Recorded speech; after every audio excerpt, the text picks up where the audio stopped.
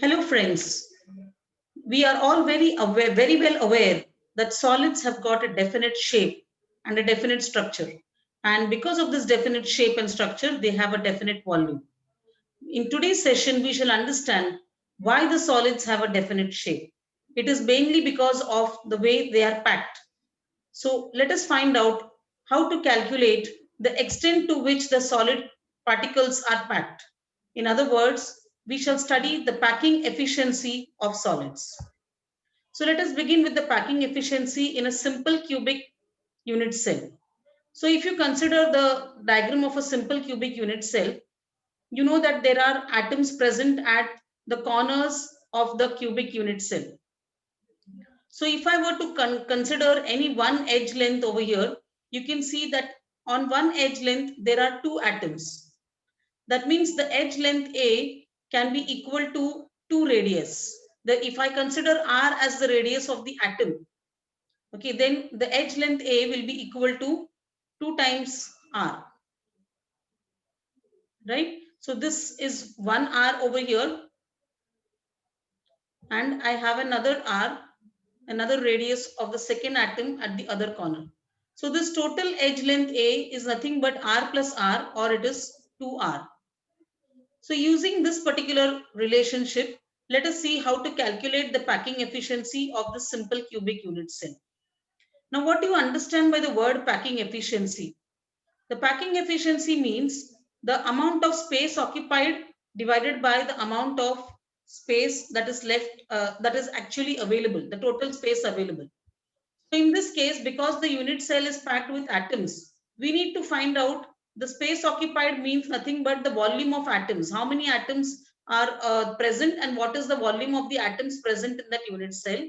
That will be equal to the space occupied, and the ratio to of the total volume available.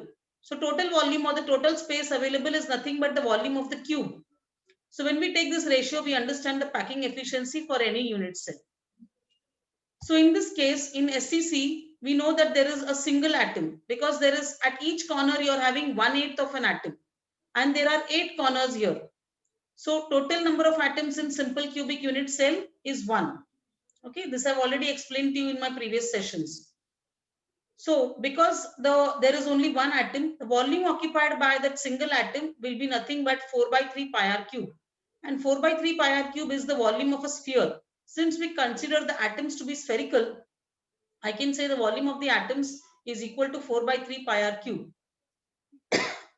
Now, the volume of the cube is nothing but a cube. Okay, that is the edge length is a, then the volume of the cube is denoted as a cube. But as we can see from this figure, a is equal to 2r. It is made up of 2 radii. So I can substitute here a as 2r. So I get volume of the cube is 8r cube. Now when I take the ratio, the packing efficiency is 4 by 3 pi r cube by 8r cube. All the radius will get cancelled and you have all constant values, which when you calculate, you get 52.04. That means in a simple cubic unit cell, only approximately 50% is packed and the rest of it is empty, or there is a lot of void space in the simple cubic unit cell. Now let us see what happens in an FCC. Now if you remember, in FCC, there is maximum number of atoms in a unit cell. FCC has got one atom in all the 8 corners. That is 1 by 8 in 8 corners put together makes it one atom in all the 8 corners. And there is half an atom on every face of the unit cell. So when you consider all the 6 faces, you know it is 6 into half, that is 3 atoms on the faces. So total number of atoms in an FCC is 4. So because the number of atoms in FCC is 4, the packing efficiency should also be more, because you have packed in more number of atoms into the same unit cell, right? So let us see how to obtain the expression for or the value of the packing efficiency in FCC. Now over here, we are having again the unit cell, okay, wherein there will be 8 atoms, 1 by 8 of an atom at all the 8 corners, and along with that you have a single atom, half an atom at every face of the unit cell. Okay, now the edge length of this unit cell is denoted as a. So if you consider one phase of this, okay, one phase of this particular unit cell, let us say this particular phase A, B, C, D, you can see there is 1/8 of an atom at point A, there is 1/8 of an atom at the corner C, and there is half an atom in the center of the face.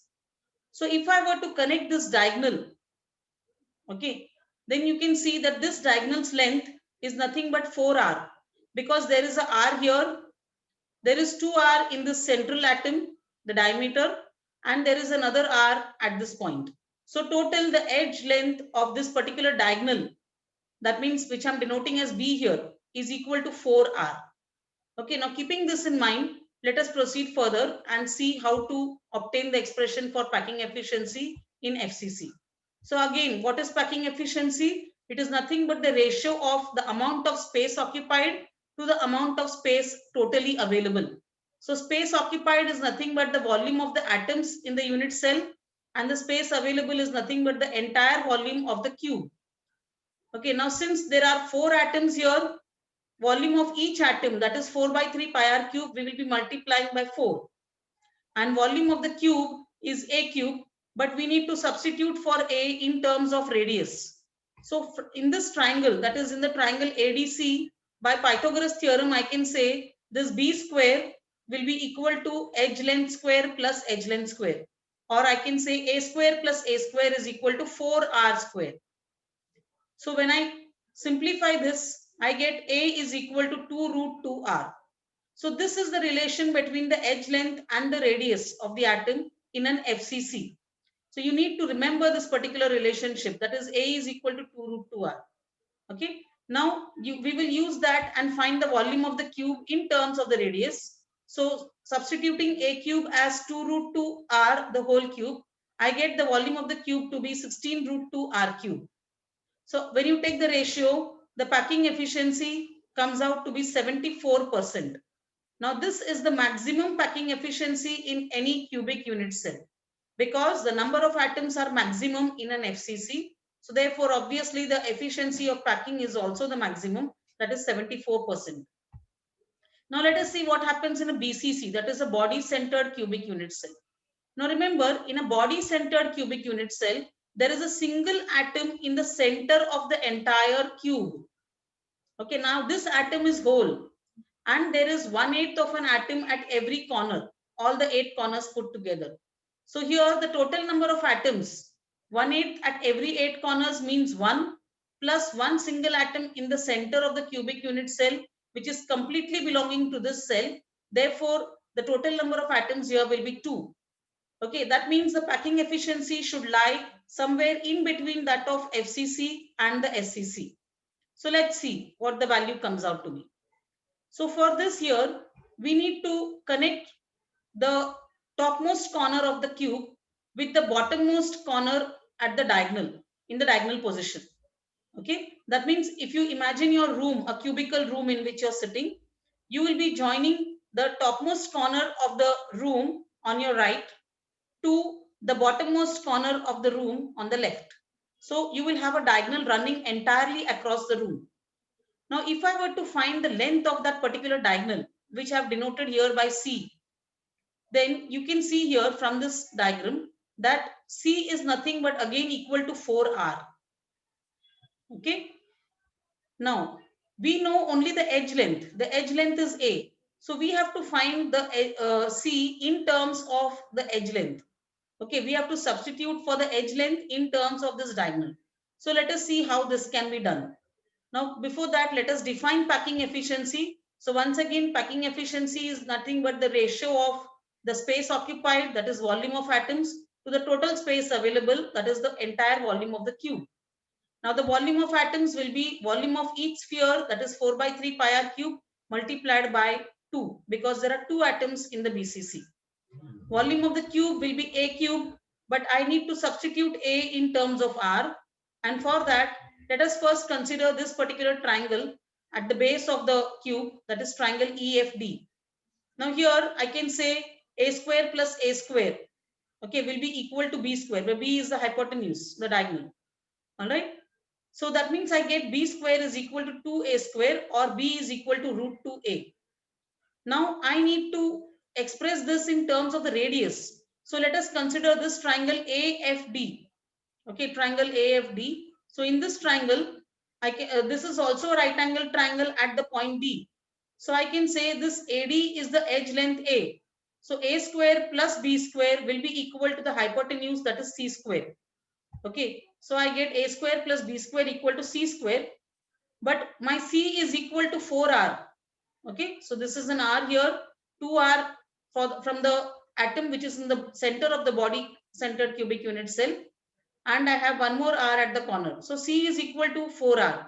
So that C square can be substituted as 4R the whole square. And again the B can be substituted as root 2A from this expression. So I get A square plus root 2A the whole square equals 16R square, which on simplification I get A is equal to 4 by root 3R. Okay, there should be a root 3 here. So this is 4 by root 3R. Now if I substitute this in the volume of the cube, so I get volume of cube is A cube, that is 4 by root 3R the whole cube. Now when we find the packing efficiency, we get 68%. Okay, so this 68% is less than that of FCC. FCC has got a percentage of 74. Okay, whereas SCC, the simple cubic, has got a packing efficiency of 52.04. So you can see BCC with now 2 atoms has a packing efficiency which lies midway between that of a simple cubic and a face-centered cubic unit cell. So from this it is clear to you that the face-centered cubic unit cell has got the maximum packing efficiency and the simple cubic unit cell has got the minimum packing efficiency. Okay, so more the packing efficiency, lesser will be the void. And if the voids are less, then obviously the strength of the solid is also going to be more. Right? Now, let us see one more topic which is very commonly asked for numericals. That is number of particles and unit cells in a given amount of metal. So let us say there is X grams of metal. Now we know that density is equal to mass upon volume. Okay. Now in case of a unit cell, the mass will be due to the number of particles in the unit cell multiplied by the molar mass. So suppose there are 2 atoms, then you have to multiply the 2 with the molar mass of that particular element. That will give you the mass of the entire unit cell. Okay, and the volume of the unit cell will again depend upon how many particles are there. So if there are Avogadro number of particles, then you have to multiply it by the Avogadro number. So I get density is equal to n into n upon a cube into Na. That where Na is the Avogadro number of particles, 6.022 into 10 power 23. So on rearranging, I can find the molar mass by taking a cube into Na into d upon n, where the small n represents the number of particles or the number of atoms in that unit cell. Okay. Now, how many particles will be present in X grams of metal? So we know that if the molar mass m will contain Avogadro number of particles, so the X grams will contain X into Na divided by n. Simple unitary method. Okay. Now, what is X? That is nothing but X into Na into n upon a cube into Na into d. So on simplification, we are substituting the value of m here. Okay, the molar mass, this expression of m, that is m is a cube into Na into d upon n. So that on substitution, because if you don't know the type of substance present there, you don't know its molar mass. So we are substituting the expression for molar mass here. So you get xn in upon d a cube. So X grams of a metal will contain X into n upon d a cube number of particles. Now, if you have to find out the number of unit cells, how many unit cells are present, then n particles correspond to one unit cell. So you know that if there are 4 particles, then it will correspond to one FCC, or 1 particle will correspond to one SCC. So n particles correspond to one unit cell. So these many number of particles, what you have calculated here, xn upon d a cube, these many number of particles will correspond to xn upon a cube d into 1 upon n. That is nothing but x upon a cube d. Okay, so these x upon a cube into d, that is x upon volume into density, where x is the grams of metal, the mass of the metal. Okay, so that gives you the number of unit cells. Now, if you have to find out the number of unit cells in a given volume V of the unit cell, So you have to just take V divided by AQ. Okay. So that will give you the number of unit cells in volume V of the unit cell. So these are some formulas which I just introduced to you. In my upcoming sessions, we will take up some numericals on these particular concepts so that you learn how to apply these concepts into your problem solving questions. Okay, so that's all for today. Keep waiting and do subscribe so that you are able to get the notifications for my upcoming videos. Thank you and have a good day.